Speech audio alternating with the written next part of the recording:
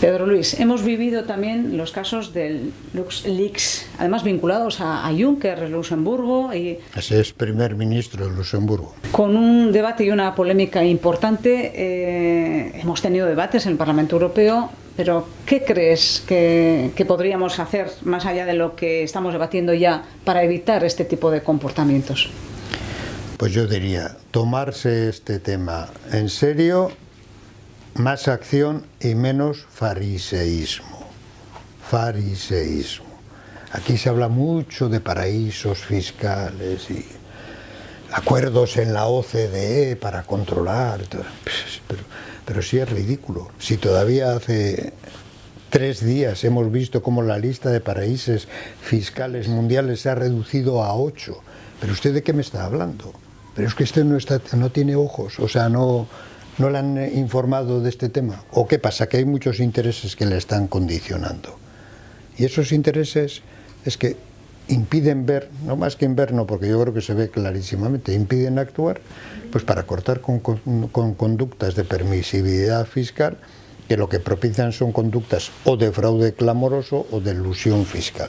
Pero ¿cómo se puede mantener dentro de la Unión Europea? Ya no vamos a hablar de las Islas Vírgenes, Samoa, no, pero vamos a la Unión Europea. Pero si hay sitios, las Islas del Canal, jurisdicción británica, Gibraltar, y otra serie de referencias, pues todo eso hay que cortar. Todo eso hay que cortar. Y luego hay que hacer una reflexión en términos de sistema tributario. ¿El LuxLeaks qué significaba? Pues que un pequeño país, Luxemburgo, que todos sabemos que, por cierto, es el país de más nivel de renta de la Unión Europea, una población muy reducida, súper ricos, etcétera. ¿Por qué? De forma llamativa, además. Porque tienen una serie de ventajas. Antes producían carbón y ahora lo que producen es dinero. Una serie de ventajas financieras permitidas por la Unión Europea. Y cuando se supo esto, LuxLeaks, que era algo que sabía todo el mundo. ¿Por qué se residencian tantas sociedades europeas en Luxemburgo o en Holanda? O en Delaware, en Estados Unidos.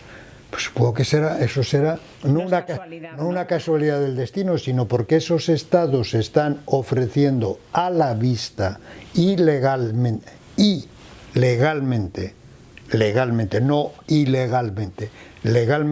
una serie de ventajas de tipo fiscal, financiero, etcétera, que otros no tienen. Y eso se está permitiendo. Y eso es a lo que yo llamo fariseísmo. Por lo tanto, si esas son las reglas del juego, dejémonos de hacer grandes proclamas. No. Oiga, digamos la verdad.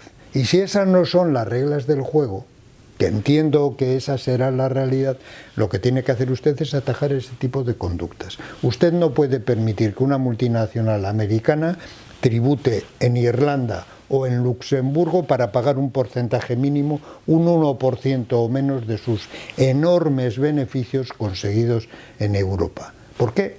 Si una industria que hace tornillos aquí en Bermeo, en tu pueblo, o una industria pesquera de tu pueblo, está pagando igual de impuesto de sociedades como ha ocurrido en Euskadi, hasta ahora el 28%.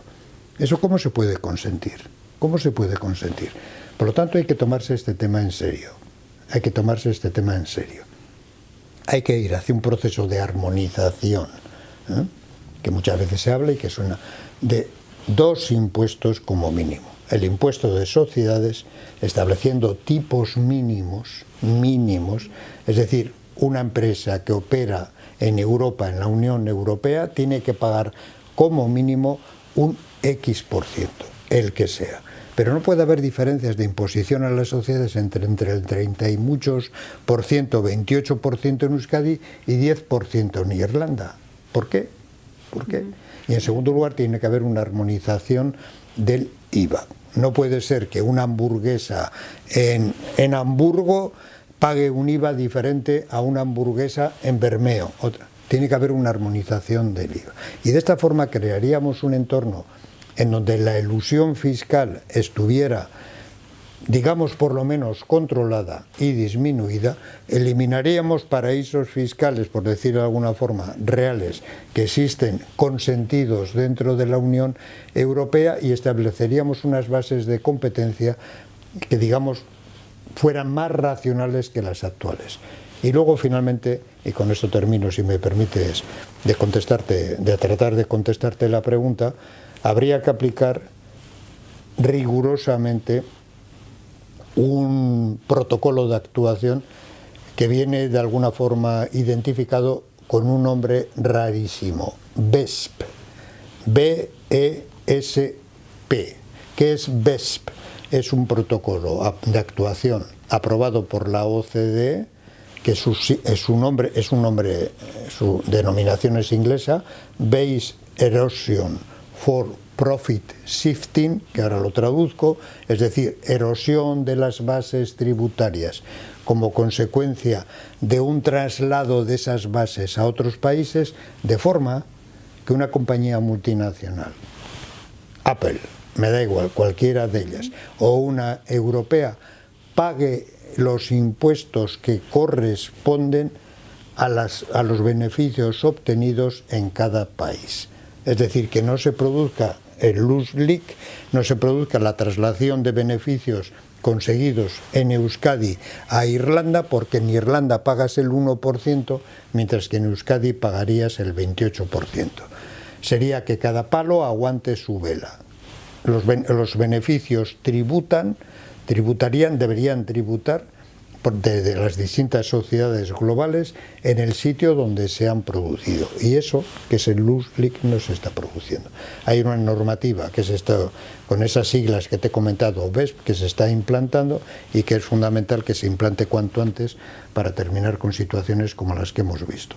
Por cierto, dentro de esas situaciones, como consecuencia de que, una noticia de la pasada semana, como consecuencia de que sabes muy bien que el señor Trump ha conseguido imponer no, que se apruebe, porque lo ha aprobado el Congreso americano, que se apruebe una fuerte reducción en el impuesto de sociedades 15%, ¿no? Al 15%, bajando del 35%. ¿Qué es lo que ha pasado?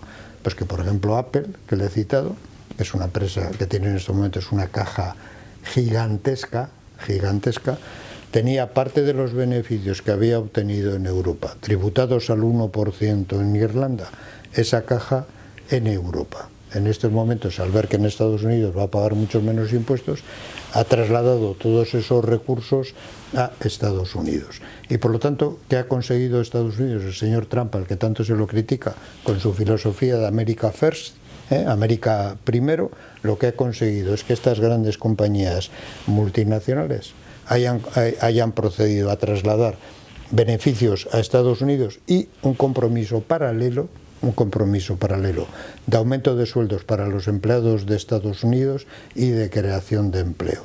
Entonces, si Estados Unidos está haciendo eso, America First, ¿por qué Europa no hace Europa First? Europa primero, hacer lo mismo. Bueno, espero que esta iniciativa que ya hemos aprobado en el Parlamento, para que efectivamente las empresas paguen sus impuestos en el lugar donde originan sus beneficios, efectivamente acabe de una vez con situaciones como la que acabas de describir de Apple, Estados Unidos y de muchas otras. Hemos citado eso, pero por mencionar a esta grande y porque ha sido la noticia. Bueno, la primera empresa mundial, ¿no?, en términos de valor, ¿no? Por eso espero que esta iniciativa ya aprobada, pues la podamos implantar cuanto antes también en Europa. Muy bien.